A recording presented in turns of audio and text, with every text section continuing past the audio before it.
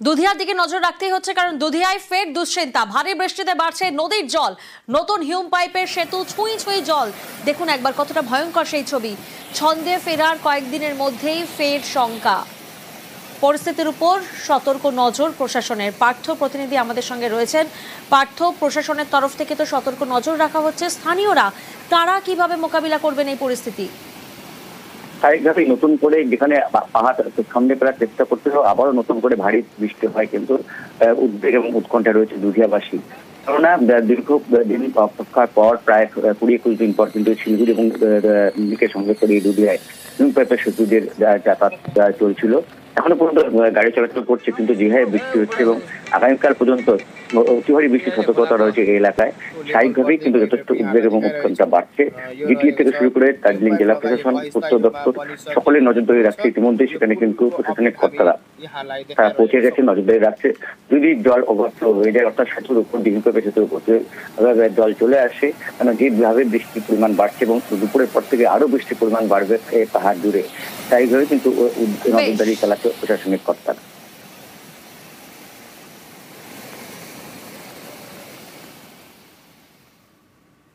একদিকে দুধিয়ার ছবিটা আপনারা দেখলেন, অন্যদিকে তাবাকশির ছবিটা আপনাদেরকে দেখাই, কারণ সেখানেও কিন্তু বিপদ বাড়ছে।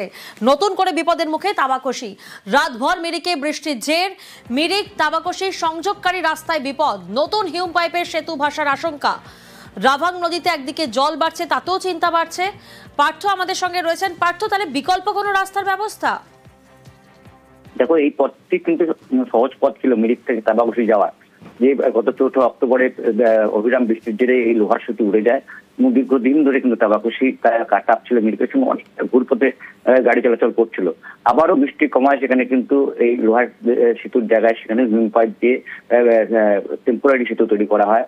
কিন্তু টানা বৃষ্টি চলছে, তাতেই কিন্তু ফুলে ফেপে উঠেছে রাংভাং নদী, পাহাড়ি নদী রাংভাং, এবং তার জেরে কিন্তু এই হিউম পাইপের উপর দিয়ে জল বইতে শুরু করায়।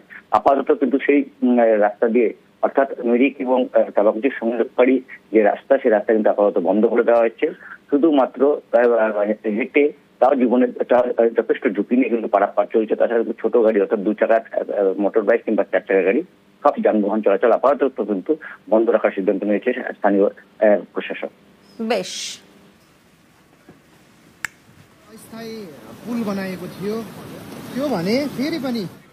উত্তরবঙ্গের আপডেট, ওয়েদার আপডেটটা কি? উত্তরবঙ্গের আকাশে দুর্যোগের মেঘ, লাগাতার বৃষ্টিতে বিপর্যস্ত জলপাইগুড়ি জেলায় অতি ভারী বৃষ্টির পূর্বাভাস। তিস্তা জলঢাকা নদীর পাড়ের বাসিন্দাদের সতর্ক করা হচ্ছে। গজলডোবা ব্যারেজ থেকে ছাড়া হচ্ছে জল এবং প্রশাসনের তরফ থেকে মাইকিংও শুরু করা হয়েছে। যারা তিস্তা নদীর চর এলাকায় বসবাস করছেন তাদেরকে সতর্ক করা হচ্ছে। মান্থা নামক যে ঝড় পূর্বাভাস ইতিমধ্যে আমরা জানতে পেরেছি, সে অনুযায়ী বিপুল পরিমাণ বৃষ্টির আশঙ্কা রয়েছে এবং তার ফলে তিস্তা নদীর জলরাশি বিপুল পরিমাণে বাড়ার সম্ভাবনা রয়েছে। তাই আপনারা অতি শীঘ্র চর এলাকা ছেড়ে ফ্লাড সেন্টারে চলে আসুন। উদ্বেগজনক পরিস্থিতি, বৃষ্টি তো শুধু বাড়ছে।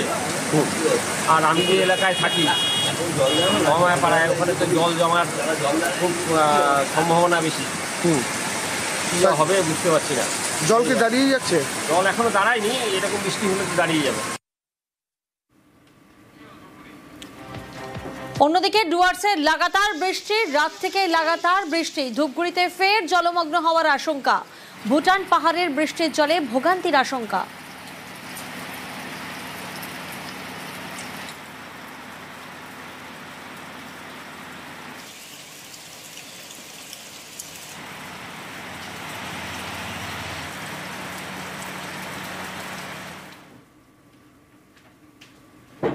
আর এবার একটা মন ভালো করা ছবি আপনাদেরকে দেখায়।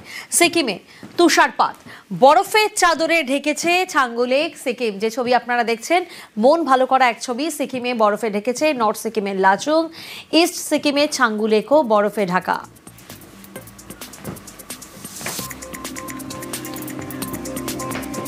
বলা হয় মর্নিং শোজ দ্য ডে। আর সকাল সকাল তুষারপাত, বরফের চাদরে সিকিমের ছবি আপনাদের সামনে। বরফের চাদরে ঢেকেছে সিকিম, মন ভালো করা এক ছবি। নর্থ সিকিমের লাচুং, ইস্ট সিকিমের ছাঙ্গু লেক একেবারে সাদা চাদরে মোড়া মনে হচ্ছে। পর্যটকদের মন ভালো করা এক ছবি।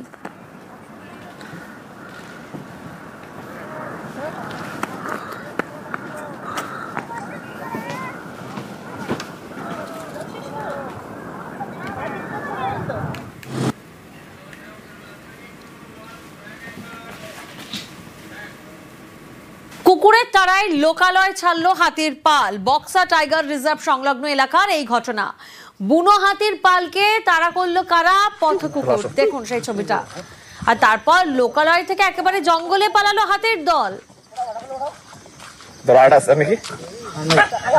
এক মজার ছবি।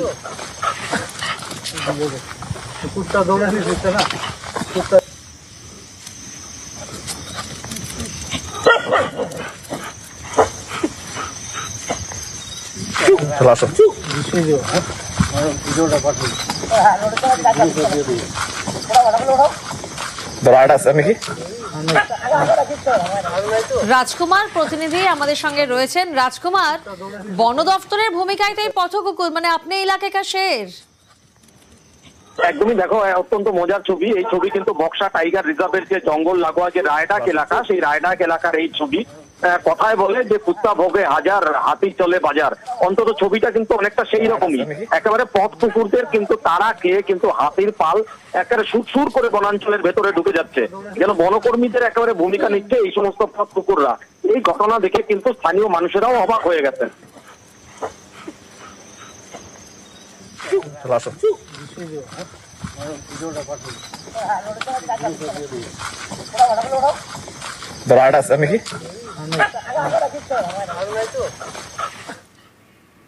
কম সুদের ঋণ দিয়ে মিলছে সাফল্য, বাড়ছে গ্রাহকের সংখ্যা, কমছে বকেয়া ঋণের পরিমাণ, স্বনির্ভর হচ্ছেন মহিলারা।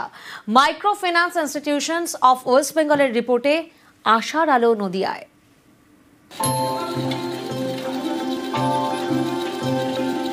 কেউ মেশিনে সেলাই করতে ব্যস্ত, কেউ শিখছেন কিভাবে পোশাক তৈরি করা হয়। সবাই স্বনির্ভর গোষ্ঠীর মহিলা।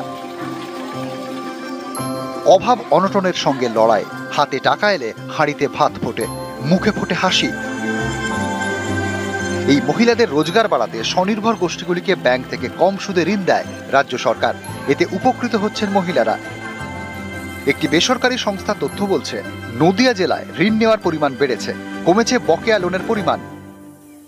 আমাদের গোষ্ঠীর মাধ্যমে ব্যাংক থেকে যে লোনটা পাচ্ছি, আমরা মেয়েরা অনেকে ঘরোয়া কাজ করছি, যেরকম সেলাই মেশিনের কাজ, আরও বিভিন্ন ধরনের কাজ আছে। অল্প সুদে অল্প টাকায় আমরা সেটা করতে পারছি। ব্যাংকিংয়ের মাধ্যমে, জেলা প্রশাসনের মাধ্যমে আমরা যে ব্যাংকিংয়ের মাধ্যমে টাকাগুলি পাচ্ছি কম সুদে, কম পার্সেন্ট, তার থেকে আমরা ভীষণভাবে উপকৃত হয়েছি।